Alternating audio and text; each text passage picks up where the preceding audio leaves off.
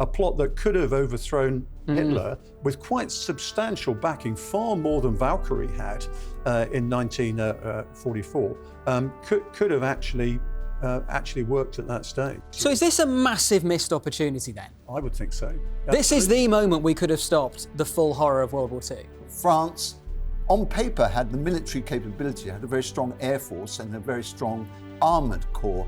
That was all on paper. Are we saying the Americans never get involved? The Americans were very unlikely to get involved at that point. If Britain and France had opposed, the Oster plot would have actually taken place and Hitler could have been assassinated and the whole regime decapitated. By 1938, just 20 years after the end of the First World War, only one Central European country remained a parliamentary democracy, Czechoslovakia. But after the German annexation of Austria, the nation became the next target to be caught in Adolf Hitler's crosshairs. But help from Britain and France was not forthcoming. At the Munich Conference of September 1938, the Nazi leader was given control over the Sudetenland. Just 6 months later, Germany invaded the rest of Czechoslovakia. The betrayal put Britain and France on a war footing, pledging to protect Poland from German aggression.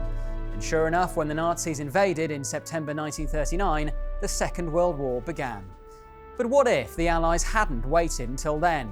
What if appeasement had been scrapped and the fight against fascism began earlier?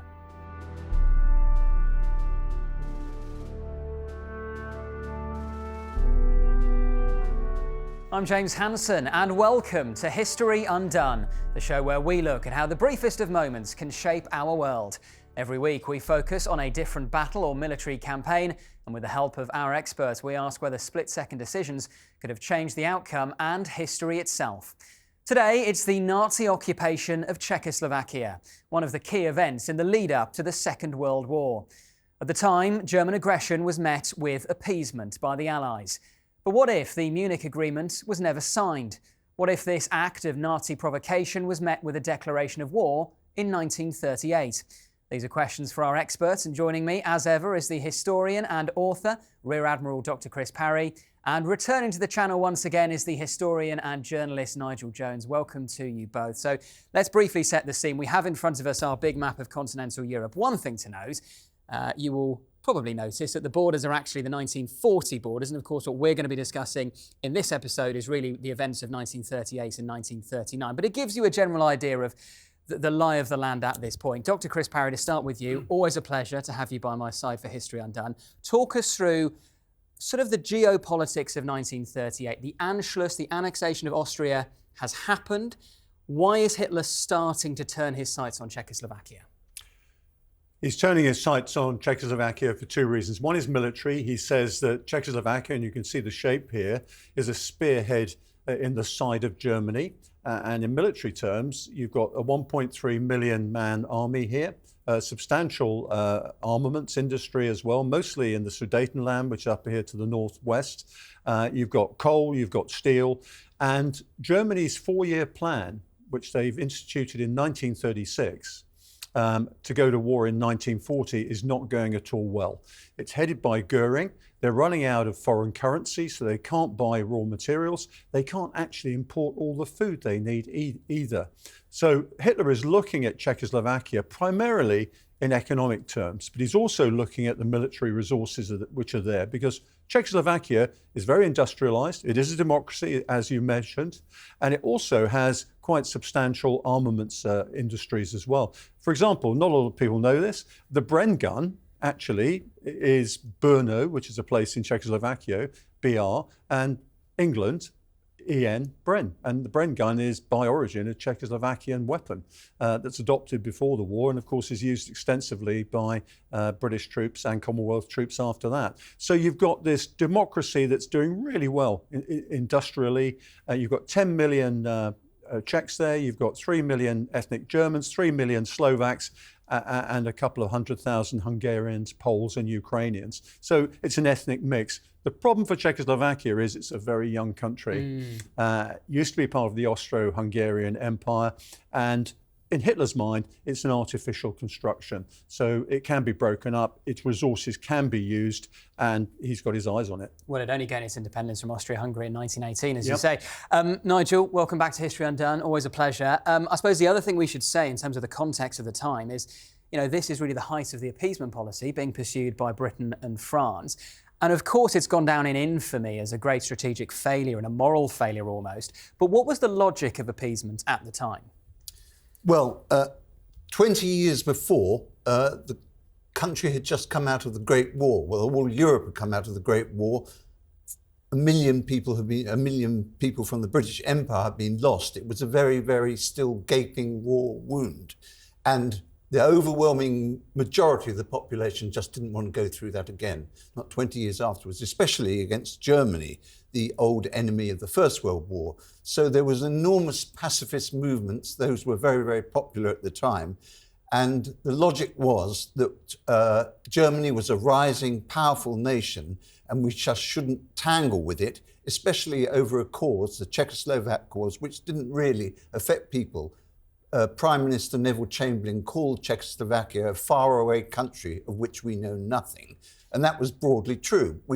And certainly the British Empire didn't want to go into that. The Australians, the New Zealanders, South Africans, Canadians did not want to be dragged into a war over this rather obscure Eastern European country. Well, Nigel, you mentioned that famous Chamberlain quote, the faraway country of which we know nothing. Well, let's learn a bit more about it. Let's zoom in now and focus on Czechoslovakia itself.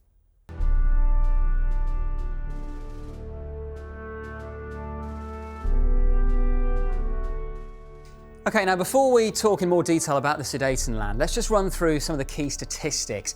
Population in the Sudetenland in 1938 was around 3.2 million people, with over 90% of these being ethnic Germans. It accounted for around 28,600 square kilometres of lost territory. The Czechoslovakian army was actually pretty large in size at around 1.5 million troops, although they couldn't act due to the Munich Agreement. The full annexation, which came in 1939, affected approximately 7.5 million people, and there were over 350,000 Jews in the country at the time.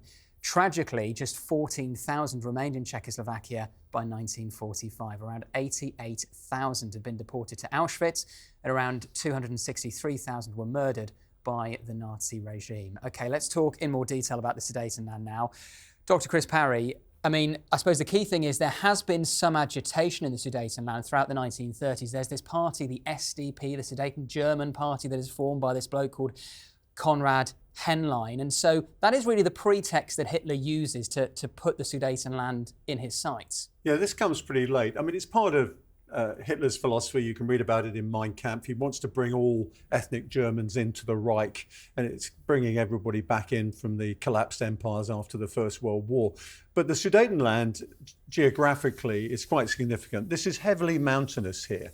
So it's a natural barrier against Germany. It sticks into Germany, as Hitler said. There's no doubt about that. But conversely, it also gives the Czechs a real geographical boundary. It's heavily fortified as well. And in fact, the Germans, when they occupied the Sudetenland, tried to practice against some of the fortifications with their artillery, and they couldn't actually penetrate it. It was so good.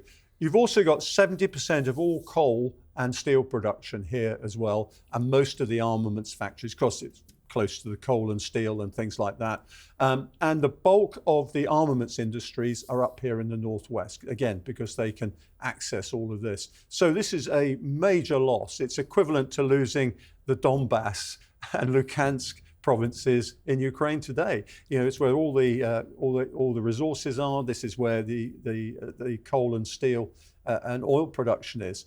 So they've lost their shield. They've also lost their armaments. And they've lost quite a lot of their industrial capacity as well. That's a really interesting point you raised there, Chris. I just want to bring you in on that, Nigel, about the comparisons between the Sudetenland and, for example, the Donbass in Ukraine and what Vladimir Putin is doing at the moment there, because you can kind of see similar motivations for wanting that territory. First of all, Hitler sees these as ethnic Germans and he wants to unite them under the Third Reich, but also he sees it as an industrial heartland that will be essential to his future war efforts. Yes, it's worryingly topical, isn't it? There's also an ethnic element because the Donbass is mainly populated by Russians themselves. So they tend to be pro-Putin, if we're going with the modern analogy. Back in the day, Hitler also had a personal animus, which we haven't mentioned, against the Czechs. He'd been brought up in Austria, and Czech children had been his classmates. He'd always disliked the Czechs. And in his rhetoric, in his speeches against the very existence of Czechoslovakia, he always had this element of quite personal hatred against the Czechs and against their president, Beneš, who was a spearhead of resistance against the German demands. He was almost manic in his speeches against the Czechs. So as well as the industrial advantages that we've discussed of Germany acquiring the Sudetenland, there's this element of personal hatred in Hitler, which was driving the German desire to get hold of the Sudetenland, and wasn't so keenly felt, I don't think, by other Nazi leaders as it was personally by Hitler. In fact, if you look at the minutes of the meeting between Hitler and Chamberlain at Berchtesgaden, the minutes actually say Hitler doesn't want a load of Czechs. It actually says that in the minutes. But the really interesting thing is, when you get into the regime of Heydrich, who is running Bohemia and Moravia, he actually says, out of all these countries,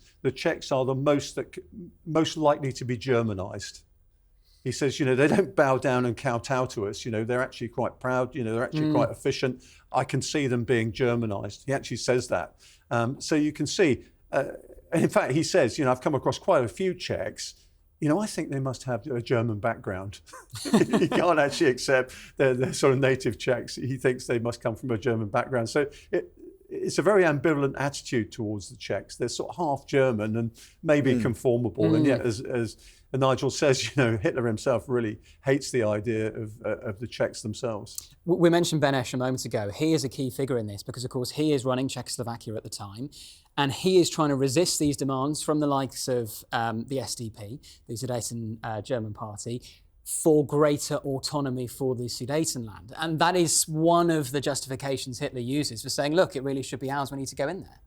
Absolutely. And that was, I think, one of the major weaknesses of the Czech state, that it was so ethnically diverse in a time when nationalism was on the rise, because Hitler was also trying to stir up the grievances of the Slovaks against their Czech brothers and the Hungarian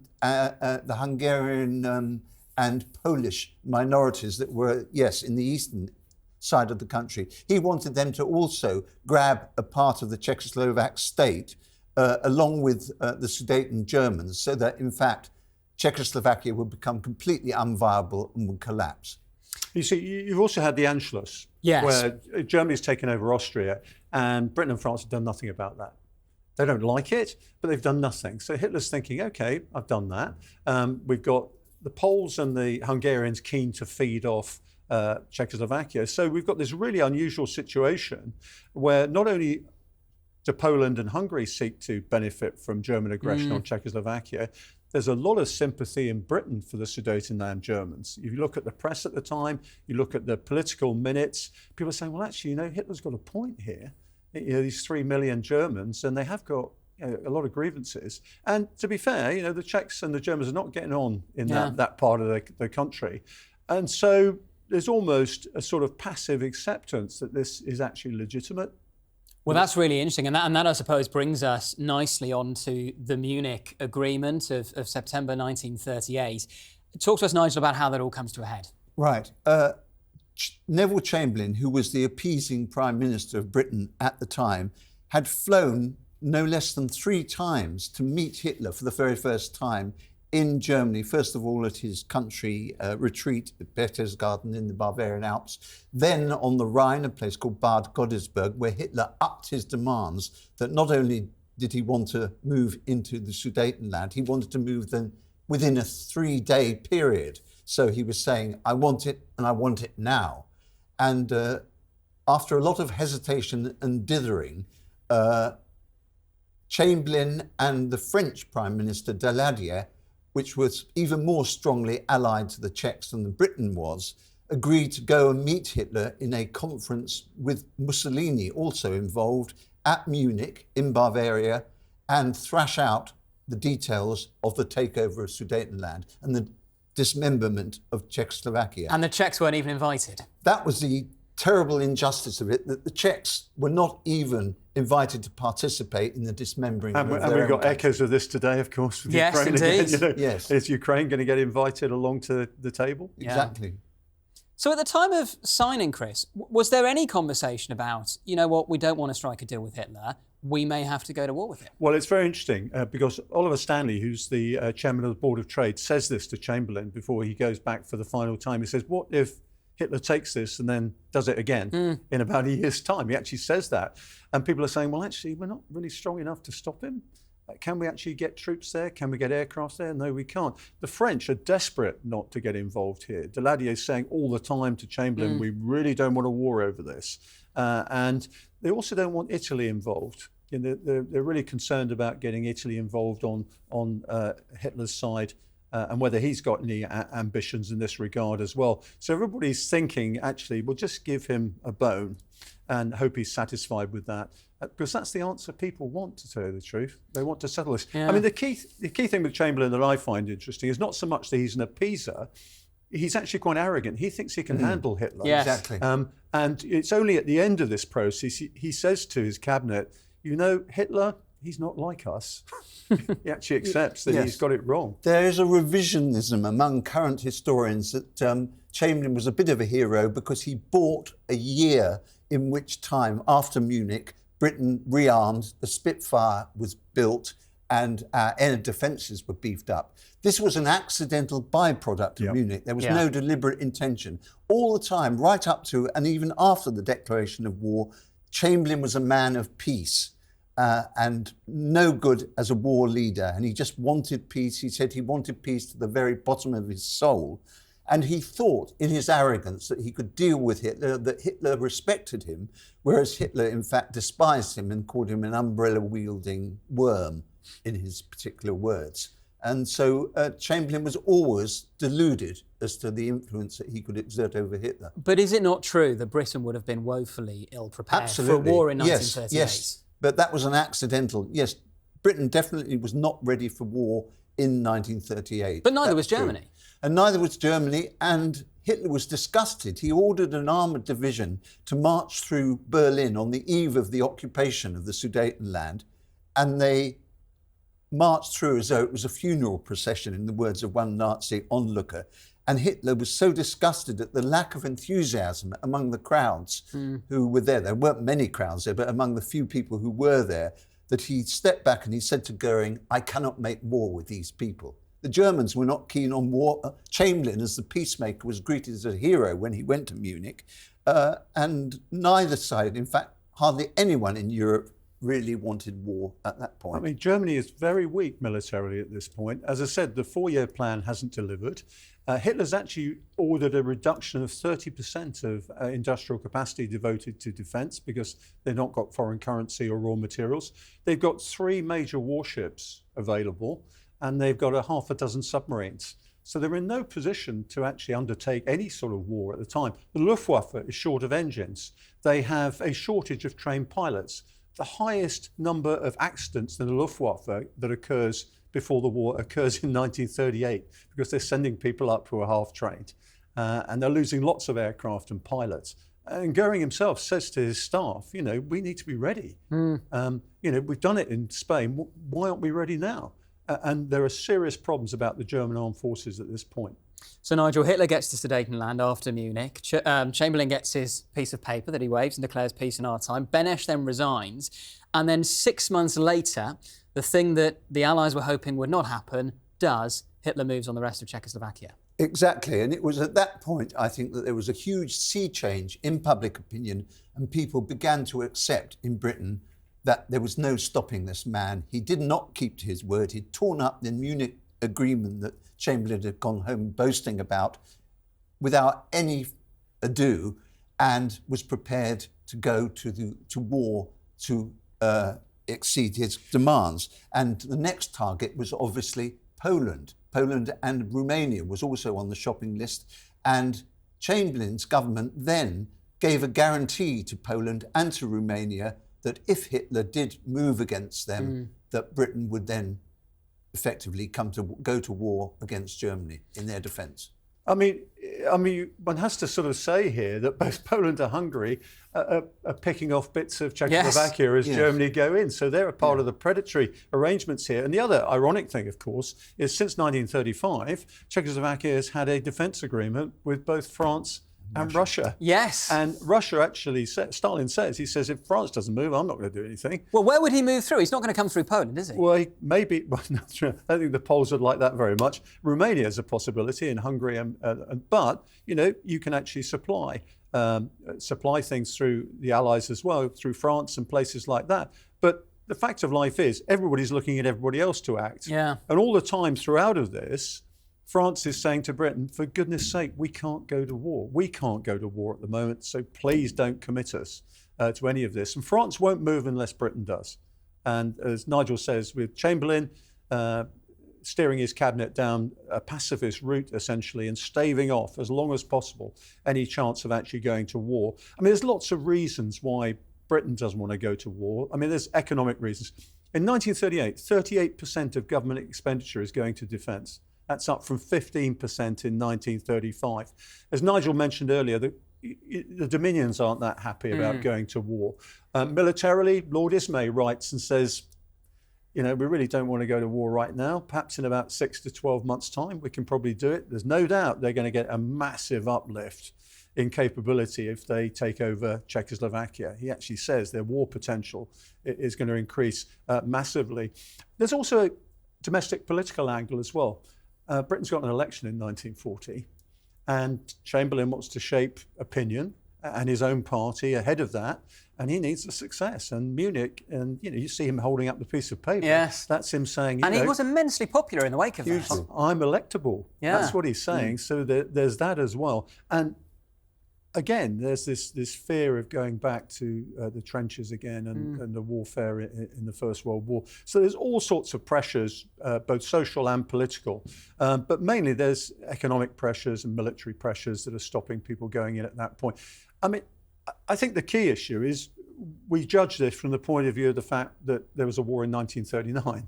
I often wonder what would have happened if this had settled Hitler. Yes. And actually it would have satisfied him. What would have happened then? But I think we go back to what Oliver Stanley said is, he's not going to stop here. He's going to come back in a year's time. And then what do we do? Well, we will come on to that in due course. Nigel, I suppose the key thing is in March 1939, we really see the collapse of Czechoslovakia as a sovereign nation. Hungary takes a bit out of the south of what then becomes Slovakia, because Slovakia, of course, also declares its independence at the same time, day before. And then the rest of Czechoslovakia, minus the Sudetenland, is known as this German protectorate of Bohemia and Moravia. So I suppose the key question is, why did the Allies not decide, the invasion of the rest of Czechoslovakia in March 1939 should be the moment we declare war on Germany, as opposed to waiting for Hitler to move on Poland? I think, broadly, what we've already discussed, we weren't ready for war. Even then, in March 1939, we were a lot readier in the summer of that year, and it was a much more blatant invasion of Poland, an armed invasion, and the Poles were resisting, whereas the Czechs did not resist the occupation that happened in March 1939, largely. Another thing that we haven't mentioned, that there was another war raging in Europe at that time. The Spanish Civil War was in mid-flaring. And all these things, people saw what had happened in Spain. People saw the bombing of the Basque town of Guernica. And that was another element to add to the absolute fear that people had of war. At the time of the Munich conference, for the first time, Britain instituted what they called ARP, air raid precautions. The whole population of London, including babies, were issued with gas masks, and there was trenches were dug in the parks of London, and there's a general air of panic and fear. And they grossly overestimated the capability of the Luftwaffe at this stage, both in terms of range, the amount of fuel they had, the bombs they had. If you're looking at it from the inside of the Luftwaffe, it doesn't look like that at all. And so there's a lot of games of bluff and double bluff here, and everybody's waiting for everybody else to move, and they're not moving. And that's the key point. Well, there we go. That is the real history of what happened to Czechoslovakia between 1938 and 1939. Now, let's undo all of that. This is History Undone.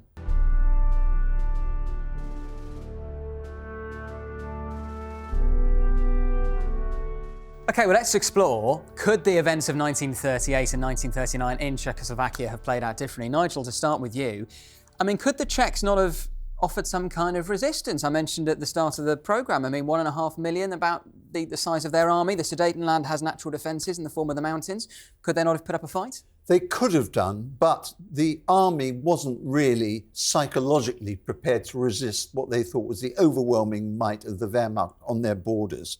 The British military attaché in Berlin, a fellow called Mason McFarlane, who was very anti-Nazi and even considered taking a sniper's rifle and having a pop at Hitler himself, he did a tour of the Czech defences just before Munich, produced a report for the government, and he said the Czech border guards, the troops that are in the Sudetenland, in the border areas, are frightened out of their wits that the whole might of the German army is going to fall on them. And if you're relying on the Czech army fighting like tigers, forget it. Those were his actual words. The key issue, and we mentioned it earlier, the Spanish Civil War is going on, Guernica, all the images, Picasso's sort of picture. Interesting enough, when the German troops in Paris came across Picasso and saw him painting the picture of Guernica, they said, "Did you do this?" And he said, "No, you did." So that's actually in people's minds. Yeah. What the Czechs are afraid of is not so much the land forces. Again, it's the air that is the problem. Everybody thinks the Luftwaffe, because of what's happened in Spain, are this all-bombing, all-conquering force. They're in a real state, as we've already mentioned. And the real problem for the Czechs is they don't really have a modern air force. It's the one part of their armed forces that actually isn't ticking along with modernity. They've got a lot of biplanes, they've got a lot of trainers, their bombers are pretty obsolete. So they're thinking, well, actually, we're not going to put up much of a fight in the air. And that exposes us to the Luftwaffe. Obviously, we've talked about how woefully ill-prepared Britain was for war in 1938. What about France? France, I'm afraid, was even less prepared for war psychologically than Britain. It did have this formidably strong, on paper, defensive line, the Maginot Line that ran up along the border with Germany. But this was a paper tiger, in Mao's words. The psychology of the French had even more badly been affected by the losses of the Great War than in Britain. They had absolutely been bled white in the defence of their country in the First World War, and they did not want to go to war with Hitler again. There was a huge pacifist element, a very, very strong communist party that was definitely against war, and an equally strong fascist movement, the Leagues, who were very sympathetic to the Nazi and fascist regimes in Europe and equally did not want to go to war. So France, on paper, had the military capability, had a very strong air force and a very strong armoured corps. That was all on paper. The psychological momentum was all for peace. But that's a really interesting point. On paper, militarily, they could take the fight to Germany. There's no question about that. And all they have to do actually is move slightly to the east to threaten the Rhineland, for example. And they said at the time, you know, if the French move against us in the Rhineland, we're in real trouble here. And I think it's worth mentioning that the army is thinking of overthrowing Hitler at this point. Yes. Ahead of the invasion of Czechoslovakia. There's a thing called the Oster plot. Yes. He's the deputy head of the Abwehr, German military intelligence. He works Admiral Canaris, who also is very much an anti-Nazi. And there are very considerable personalities from the German army who actually consider and plot together to overthrow Hitler if this starts to go wrong. So you're talking about Generals Beck, List, von Klug, and Field Marshal Witzel-Ben. They've got a lot of police chiefs in Berlin and places like that, all in this plot. And it looks very much like a proto-Valkyrie about 6 years early. And in many cases, the same people. But you've got significantly more army personnel involved in this. And the idea is that an assault force is going to essentially assault the Chancellery, kill Hitler, and they're going to take charge of all the instruments of state power, just like in Valkyrie later on. And had they, through an intermediary, had any sign from Britain that Britain was going to get involved here, they were going to go ahead with that plan.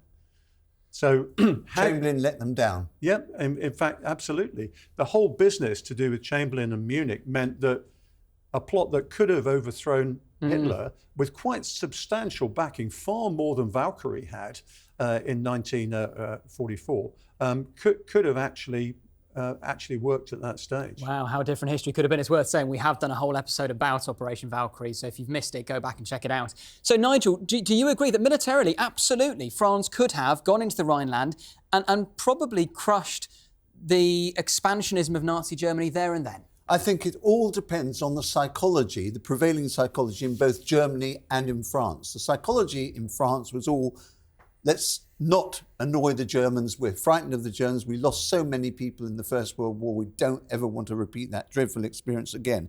The psychology in Germany, at least the only psychology that counted, which was in Hitler's mind, was I don't care how many people are lost, I am going to smash the Czech state, smash Czechoslovakia, and then I'm going to go on and smash Poland. And that was absolutely what he did.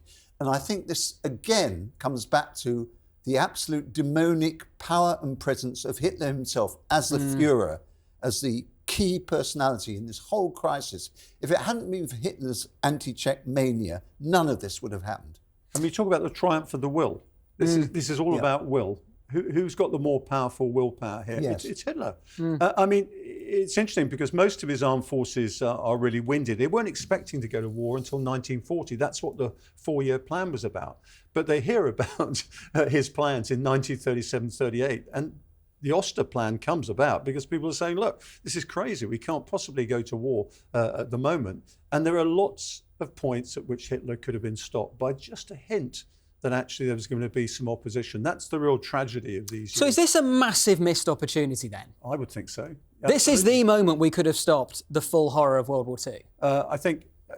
Personally, I think Hitler would have withdrawn from Czechoslovakia. I don't think you're stopping him going against Poland. But the key issue, of course, is 10% of the armour and quite a lot of the munitions that he's captured from Czechoslovakia are used for the invasion of Poland and also for subsequently France. He uses it as a launch pad. Yeah, huge amounts of materiel comes out of Czechoslovakia.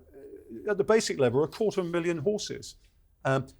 The whole of the Czech armed forces were motorised at this time. So there's nearly 250,000 trucks as well. There's some very nice little light tanks, which are much better than the German Mark I and Mark II Panzers, which are used. And in fact, Rommel uses these Czech 35 and 38 tanks in his assault in France. They use nearly 300 of them in the invasion of Poland. So the Czech tanks are really good. They've got over 2,000 pieces of artillery that they take away from Czechoslovakia. They don't use many of the aircraft, but 43,000 machine guns, 1 billion rounds of ammunition and 1 million rounds of artillery anti-air ammunition.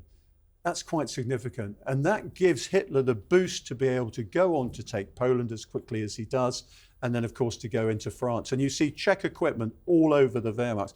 There's enough equipment in Czechoslovakia to basically arm half the Wehrmacht. Well, therefore, what do you make of this, Nigel? Let's say the Czechs put up a fight in 1938 when Hitler wants the Sudetenland. The Allies decide they're going to declare war against Germany and they're going to fight on the side of the Czechs in Czechoslovakia. You've maybe simultaneously got the French going for the Rhineland. Do you still think Hitler then goes for Poland? Because he would be defeated in Czechoslovakia. Well, he might have been overthrown and killed by the plotters inside Berlin. There's lots of dangers there. I also think we ought to leap forward a bit and see what happened to the Czechs under German occupation. They had a horrendous time, particularly when Reinhard Heydrich, the man with the iron heart, was made the protector of Bohemia and Moravia and adopted a carrot and stick policy. As Chris said earlier, he actually quite admired the Czechs in a sort of backhanded sort of way. But he offered a carrot and stick policy. He gave the workers pay rises, and at the same time, he brutally punished and crushed any signs of Czech resistance, which was why the Czech government in exile, headed by Beneš, the pre-war president in London, decided that Heydrich had to be assassinated and eliminated. The British agreed to this. They dropped 2 agents into Czechoslovakia who successfully killed Heydrich in an ambush with bombs bullets. And then there was a huge repression. The total population of this village, Lidice, was wiped out. And the assassins themselves were tracked down and committed suicide, fortunately for them. Otherwise, they would have been horrendously tortured to death. And as a result of all this persecution, by the end of the war, there was huge hatred among the Czech population for the ethnic Germans in the Sudetenland. So what happened to the Sudetenland in 1945? The German population was expelled brutally and en masse, and there were thousands of deaths of the Germans, which is why the Sudetenland is no longer a problem for us today, because the Sudeten Germans... Ethnic cleansing. Yeah, they were literally completely ethnically cleansed. As I say, in a very, very brutal way. The Czechs had no reason to love them, and they were all sent back into Germany and eventually absorbed into the German population of West Germany. And the Sudetenland, which was empty for a long time, was eventually repopulated. And today, it's just an ordinary part of the Czech. And Karl-Heinz Frank, of course, major war criminal, is a Sudetenland German. Yeah, it's a good point. This is getting really fascinating. Let's do what we really love doing on History Undone now and discuss if France and Britain had declared war in 1938, what history might have looked like.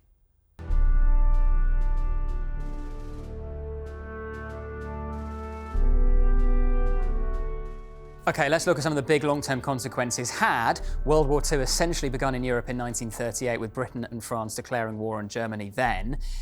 Nigel, what did the Soviet Union do?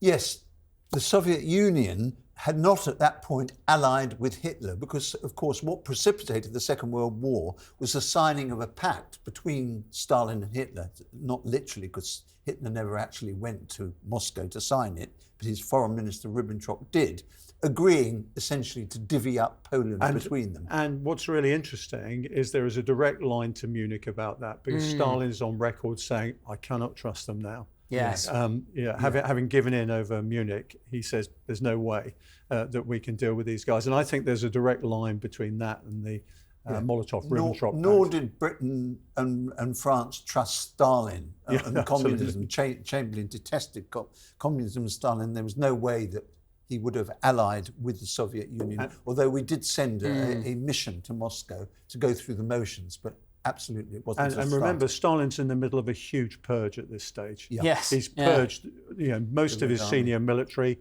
He's purged a lot of party officials and people like that. So with all that bloodletting going on in Russia at the time, there's precious little focus on external affairs at this stage. So do you think you end up getting a Molotov-Ribbentrop pact? I'm not sure you do, actually, because I think if you actually look at France and Britain actually opposing Germany, I think you're going to have a flurry of activity, and I think there's going to settle down to we don't want a war. And I think if bluff had been countered by counter-bluff, you'd have found that the situation would have settled. It would have come back again, because I think Hitler would have gone, right, I need to get my resources from somewhere. And in fact, what I might do now is I might attack Belgium and France without going through Poland. That's very interesting. Because I need the resources. And Nigel mentioned earlier, Romania, they need the oil fields as well, because they're making synthetic oil at this stage. But Nigel, wouldn't the logical thing be, I mean, let's say Hitler is bogged down in Czechoslovakia fighting the Allies. He could say to Stalin, look, if you help me in Poland, we'll divvy it up, as indeed they end up doing. Possibly, but I think the big factors, as Chris mentioned, is that Stalin was almost totally preoccupied with his internal affairs, that he decapitated the leadership of the Red Army, he killed and imprisoned generals in the Gulag and done the same thing earlier to the party ranks. And so he simply wasn't ready or psychologically prepared for war with Germany. Don't forget, when Hitler actually did invade, in reality, the Soviet Union in June 1941, Stalin didn't believe it. He literally said, this is provocation, this is nonsense. And it took him 2 weeks before he actually got round to broadcasting saying, yes, the Germans have attacked us. I get it. Finally, reality, I get it. I mean, I think what we've got to understand, I think, in relation to Czechoslovakia is Britain and France aren't fighting here. They're fighting probably here in the Rhineland. Yeah. So you don't think they deploy any troops to help with the Czechs? Britain's only got 2 deployed divisions, so the French are going to do this. All the French have to do is reoccupy the Rhineland. Yeah. And that gives you a major problem if you're German. You've got quite a lot of industry there, coal and steel again, and so your 4-year plan's evaporating very quickly. The Royal Navy then starts making life difficult for a very small German Navy at this stage, not very powerful. And I think the pressure at that point says back off. And Czechoslovakia may have survived up until the point where I think then essentially I think Hitler would have concentrated on saying, right, we go for France now. We won't deal with Poland. So that's interesting. So you're saying under this scenario, Hitler moves on Czechoslovakia and the Sudetenland. You don't get a direct Allied response in Czechoslovakia. You allow the Czechs to launch their own resistance. But what you get instead is the Allies moving on the Rhineland, and as a result, probably Hitler having to divert resources back away from Czechoslovakia to defend the Rhineland? I think he backs off. You think he backs off completely? Yeah, they're not powerful enough to be able to confront that. They also don't know how strong Britain and France really are at this point, because German intelligence at this point is really poor. It's only gets poorer in relation to the Eastern Front later. So I think there's a lot of bluff and counter bluff going on here. And what Chamberlain signally fails to do is know how to threaten and use force. That's his critical weakness. He doesn't know in the same way that Hitler does how to threaten and use force. And that is the big weakness in all of this. Lloyd George, who hated Chamberlain, called him a pinhead who would have made an adequate mayor of Birmingham in a thin year. And I think it was a harsh estimation, but not an entirely unfair one.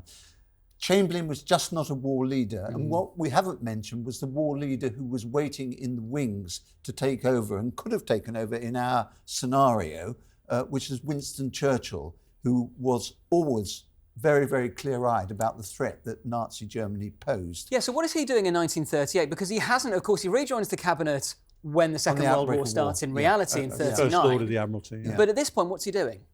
At this point, he is trying to mobilise political opinion against the Chamberlain government's appeasement policy. He's even reaching out to the Labour Party, and he detested socialism, but he's reaching out to all sides to create a broad front and writing lots of articles in the newspapers to raise popular opinion against the danger that Hitler and Nazi Germany presented. You've got to ask yourself, though, would Churchill have done any different? Given what Chamberlain was hearing, what would Churchill have done? I think Churchill would have put a bit more steel in the French. Yes. That's where I think Churchill would have made the difference. You're still playing with the same cards if you're Churchill or Chamberlain. There's limits to what you can do. We've got to mention there's a real preoccupation in Britain at this stage is that you mustn't encourage Italy to come in on the side of Germany. We don't want to encourage Japan. And you see in the German archives at this time, the Germans actually saying the more successful we are in Europe, the more likely the Japanese are going to come into the war as well. And it's quite interesting that some of the later thrusts on the Eastern Front against Russia are specifically designed to encourage the Japanese to come in on the war. So throughout this, Britain's thinking about its global commitments and saying, well, we've got the Far East with Japan, we've got the Mediterranean with Italy. So they're balancing quite a lot. And with Churchill's preoccupation with preserving the empire, he's going to think, okay, we mustn't play too early, too hard here, because we could actually really expend all our resources on nothing. So I think you're fighting for a stalemate. And I think that's the mistake both Daladier and Chamberlain make. They're actually saying, can we win? That's not the point here. It's can we actually forestall what Hitler's trying to do? You don't necessarily have to win. And we've mentioned some of the other great powers, Japan, the Soviet Union. Under a scenario in which World War II begins in Europe in 1938, are we saying the Americans never get involved? The Americans were very unlikely to get involved at that point. They didn't get involved when war actually did break out in 1939.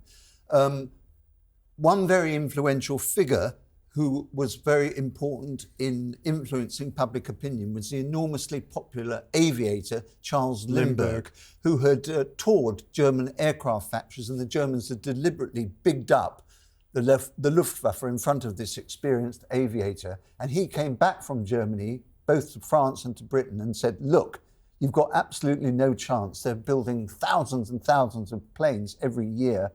they are going to crush you if war is declared. And Limburg had an ideological sympathy for Nazism, rather like the Duke of Windsor. He was pro-fascist as well, but he was an important force in keeping America out of the war. He headed up a movement long before Donald Trump used the same slogan called America First. He was an isolationist, and they were very, very strong in America. And Roosevelt, who was running again for president, did not want to contradict them, did not want to send American boys to die in a war in Europe unless it was absolutely necessary. Does it even become World War II in this scenario? I think if you stifle Germany's ambitions early enough, they can't get access to raw materials, they can't get foreign currency. The German economy won't collapse, but it's going to stutter on at that point. All of Hitler's expansionist plans depend on him securing, like in Romania, the oil fields. You've got to get the iron ore from Sweden. You need foreign currency. Another big reason for going into Czechoslovakia is Czechoslovakia was known to have huge gold reserves for a European country in its central bank. So another reason for going in was to pillage that gold, which they did, to improve their foreign currency holdings.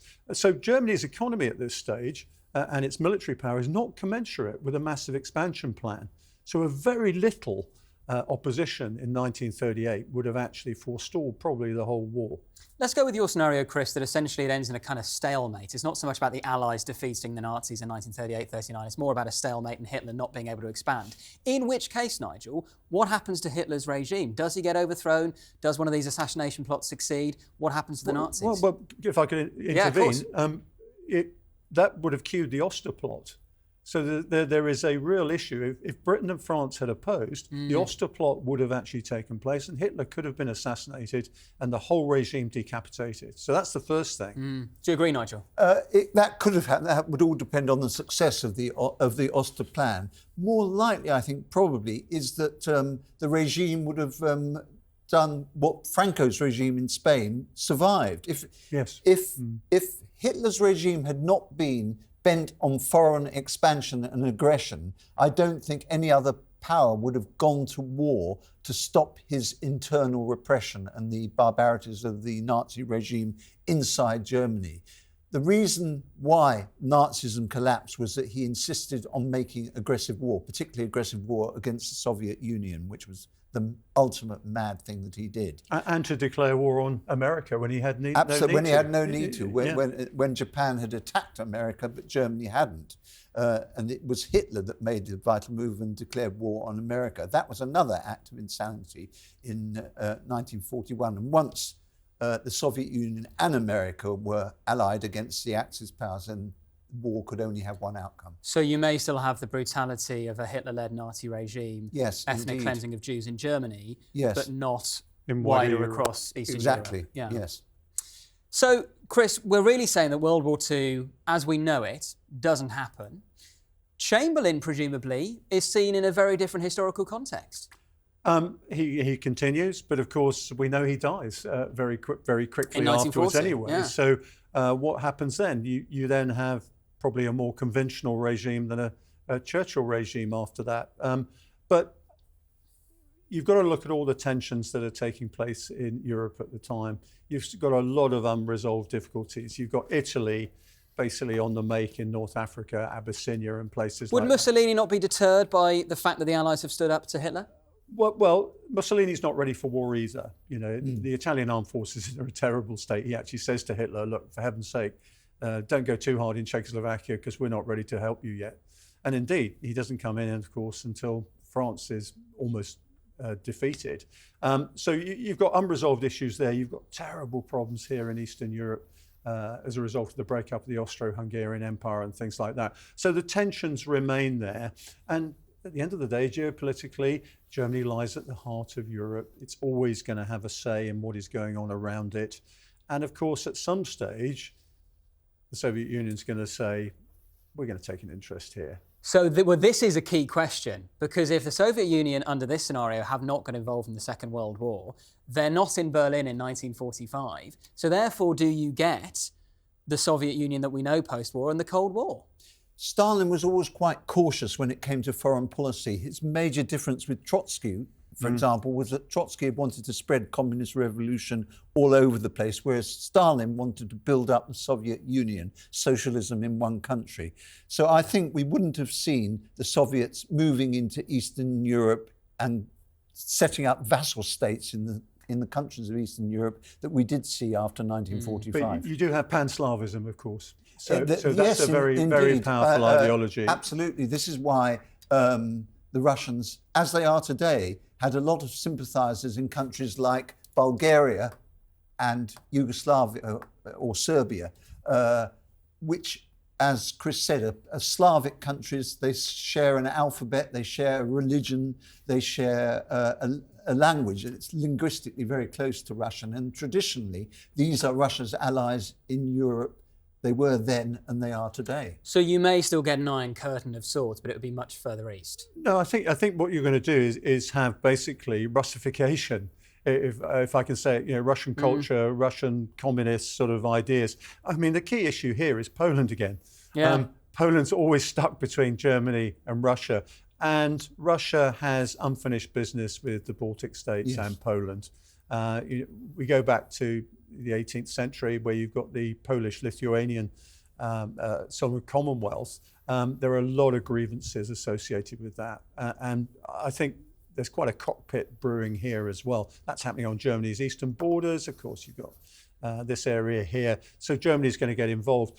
What I think happens, though, is whatever goes on the continent here, as long as it doesn't involve the Mediterranean, Britain's not going to be involved. Very interesting. Nigel, I just wonder, as a kind of final thought, and I'll get your thoughts on this as well, Chris, in a moment. We should say we're recording this in the week in which Donald Trump has said he's going to initiate peace talks in Ukraine with Vladimir Putin. President Zelensky of Ukraine has said, well, he's not going to sign up to anything unless Ukraine are involved. And I wonder if there are lessons we can learn from 1938 and what happened in the Sudetenland and Czechoslovakia then in 1939 proper, that we can apply to today. Well, it's fascinating that what we're talking about, the events of 1938 in Eastern Europe, are of increasing relevance today. This is exactly what's happening. Instead of Hitler menacing a small country in Eastern Europe, today it's another dictator, Putin, menacing a slightly larger country than Czechoslovakia, still a weaker country than Russia, in the Ukraine. And he's exploiting a Sudetenland as well, something that's very, very strong in coal, steel and oil. It's got a population that speaks Russian, has Russian ethnicity in those two provinces to the east and in Crimea. He's got two other provinces. So do you give him the Sudetenland as part of the agreement and hope he won't come back for more later in the way that people hope that Hitler wouldn't done? Or are we Oliver Stanley saying, well, what if he does come back next year? That's the key point. And the parallels, I mean, a lot of people have drawn parallels. It's a very easy one to draw. But a fair one? But they exist. But they exist. But I'm always of the belief, though, that history doesn't repeat itself. It rhymes with Mark Twain. There's no doubt about that. There are situations that are different. America is involved. Europe is involved as well. But there comes a point when you say, when do you actually have to fight? The presumption in Moscow is that nobody wants to fight. And I heard on Russian Telegram channel last night, the motto for Europe is "Can't fight, won't fight." Now, if you take that to Berlin in 1938, you're saying, "Fine, I'm going ahead." And so, all Putin has to do is say, "I'll swallow the modern-day Sudetenland, and by the way, I'll take over Odessa, possibly Moldova, and I'll neutralize the rest of Ukraine at my leisure." And Putin may have done it over a longer time frame than Adolf Hitler, but Georgia in 2008, Crimea in 2014, the full-scale invasion of 2022, and there is that question of, sooner or later, are we going to have to fight Putin ourselves? Well, these are worrying echoes, and what is also an echo of 1938 is the weakness and pacifism of the Western allies, particularly, again, Britain, France, and this time Germany, where Germany is now, of course, a Western ally. And there's a huge movement, whatever the result of the German elections next week, there's a huge movement sympathizing with Putin and not wanting to get involved in fighting for the small country that's Ukraine. And the key issue is, if this part of Ukraine is Czechoslovakia, is it Poland next? Yes. Is it the Baltic states next? Yeah. At what point does Article 5 or a guarantee come into the next state that comes under aggression from Russia? I mean, those are the questions that need to be gamed now. what are we going to do if he moves against Poland, ironically enough, or indeed, I think, the Baltic states, and also trying to pressurise Finland and Sweden for daring to join NATO? And as we've discussed today, I suppose the crucial lesson from history is, had World War II started earlier because the Allies had stood up to Hitler earlier, yes, there still would have been bloodshed, but probably a lot less bloodshed than there ended up being. Gentlemen, this has been absolutely fascinating. Thank you both. I think we can probably say that, yes, Czechoslovakia probably could have resisted the Nazis in 1938, especially if the Allies had declared war on Hitler at that point, when he threatened the Sudetenland. Because if you had France, allied with Britain, going after the Rhineland and pushing back the Germans there, probably you have to withdraw any German forces from Czechoslovakia, or it gets deterred completely. What then happens to Adolf Hitler's regime? You either get some plot to overthrow him or even assassinate him, and as a result, the expansionism that we saw from Germany in 1939 and 1940 gets stopped in its tracks. Or even if Adolf Hitler himself continues as the Führer in Germany, it's a very different, more limited regime. And although we may have seen some of the horrors of Nazi Germany, for example, the ethnic cleansing of the Jews, the full scale of the Holocaust probably would not have taken place. Crucially, what happens with the Soviet Union? Do they get involved in whatever we're calling this? Probably not World War II, which is fascinating. Well, maybe not. They're not ready for war. Stalin has problems at home. What happens with Italy and Japan? That's a big concern for Neville Chamberlain. If Neville Chamberlain, as against his character as it was, decides he does want to enter war in 1938, do the history books write him up as a very different character? Does Winston Churchill ever become British Prime Minister? And then what about the Americans? It seems pretty unlikely they would ever have got involved in World War II in Europe in this scenario, because it wouldn't have been World War II in Europe. It would have ended in some kind of stalemate, and the modern map of Europe may look very, very different. And just finally, the crucial historical parallel is what is happening right now in Ukraine. And a question that a lot of our leaders will be asking themselves is, should we be learning the lessons from 1938? Do you at some point have to stand up to expansionist tyrants in the hope of preventing future bloodshed? I'm afraid that's all we've got time for today. My thanks to Nigel Jones and Rear Admiral Dr. Chris Parry for joining me, and we will be back undoing more battles from history very soon. But in the meantime, remember to like this video and subscribe to our channel, History Undone, on YouTube. And you can also listen to the show wherever you get your podcasts. We'll see you next time. Goodbye.